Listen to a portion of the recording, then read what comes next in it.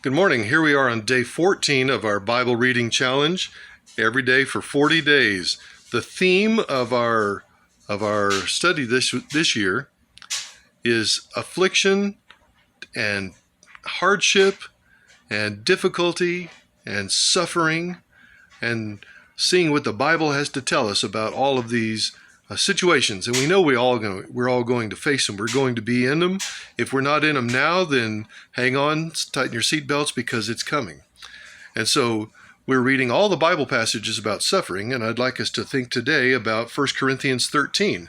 And this is a Bible passage about love, not suffering. Or is it? See, suffering is going to be counteracted by love. Now, not love like a mushy feeling inside, but the active love of self-sacrifice that the Bible describes as agape. Notice this gem here in verse 3. If I donate all my goods to feed the poor, or if I give my body in order to boast, but I don't have love, then I'm nothing. What's he talking about giving his body?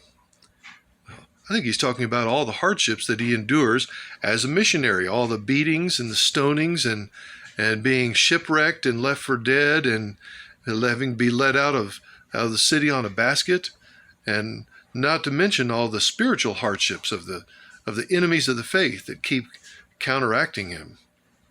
So, Paul is no stranger to suffering, nor is the church in Corinth, as they're trying to learn how to live for Christ in a city that is very, very sinful and wretched. And he tells them love is patient. How do we develop patience? Suffering. Love is kind. It doesn't envy. It's not boastful. Doesn't act improperly or selfish. It doesn't keep a record of wrongs. That means we're going to learn to do that by being wronged over and over.